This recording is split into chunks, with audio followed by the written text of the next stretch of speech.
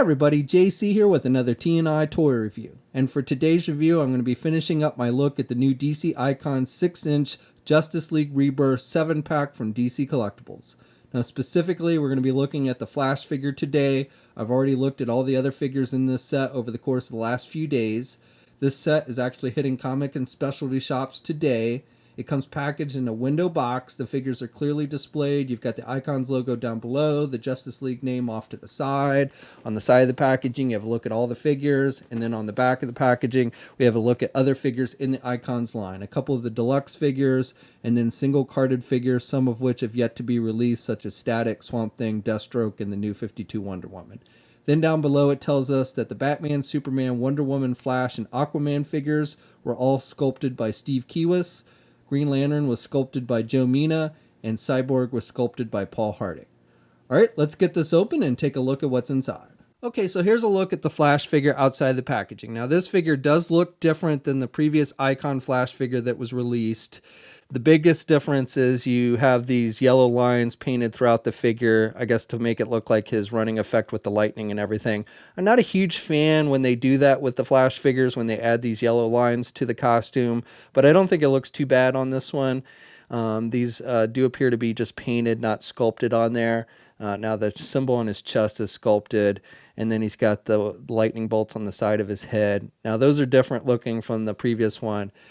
Also to note, this figure is the closest in size to its previous incarnation. All the other figures in this set have been significantly taller. This one is maybe only a hair taller than the previous version, so not a big difference in size. A little bit, but not a big difference. But again, you can see the lightning bolts on the side of the head are sculpted differently, much thicker on the older figure. The boots are also different. You don't have the little wings on the side of the boots on this new figure. It looks more kind of armored with the little line work and everything sculpted there. I think the head sculpt on this new figure is nicer looking than on the previous one. Not that the previous one was bad, but I do like this new one better. I like the eyes. They stand out better than on the old figure. And just the overall detailing with the face, I think, is a little more crisp. And again, you have the lightning bolts that are painted on the mask just like throughout the costume. You've got the lightning bolts on his wrist here. Now these ones are sculpted, as well as his belt. That's all sculpted, not just painted. And then the costume is red. The red colors between the two figures is pretty much the same. A little bit different shade than the other, but pretty close to being the same color of red. And then he's just got the yellow boots. And again, as I mentioned, you've got some sculpting detail with the line work on the boots, and you don't have those side wings. Now, like with all the figures in this set, this figure just has a pair of closed-fisted hands. Now, if you want a pair of open hands for like running positions, you can take the hands from the previous Flash figure, and they will work with this one. You just pull out the hand, you've got the little peg there, and then you can plug in the open hands for those running positions. Now, you may need to take a hairdryer to loosen the plastic a little bit, but you can see I got it to fit on there pretty easily. And the red is not 100%, but it matches up pretty good. You know, you have to look at it really closely to see that the red on the old hand is a little bit darker. But again, if you want that kind of running pose, you might want to use these open hands from the previous Flash figure. This figure stands just a little bit over 6 inches tall. Again, here's a comparison with the previous Icons Flash, and you can see this new one is a little bit taller. Here's a comparison with all 7 figures in the box set, and you can see Flash fits in pretty well scale-wise with the others. Wonder Woman is the tallest, followed by Batman and Superman, and then Aquaman. Flash and Cyborg are about the same height, and then Green Lantern is the shortest of the bunch. Here's a comparison with the Mattel 6-inch TV series Reverse Flash figure.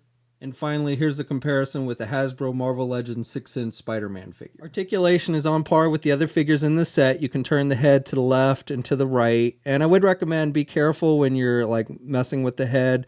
These little lightning bolts are done with a thin plastic, so you can see I bent it a little bit just by turning the head. So you could easily break those off if you're not careful. So just be, like I said, just use caution. You do have a little bit of up and down movement, but not a whole lot. You can pivot the head a little bit to the left and right. Arms attached with your standard ball hinge joint there at the shoulder, so he can get his arm out good. He's got good rotation. He's got the bicep swivel. He's got a double hinged elbow, so pretty good bending there. He's got swivels at the wrist, hinges on the hands. You've got a midsection joint, so you've got good rotation there at the midsection. You can also pivot to the left and right a little bit. Can't really crunch there, but he does have an ab crunch type joint.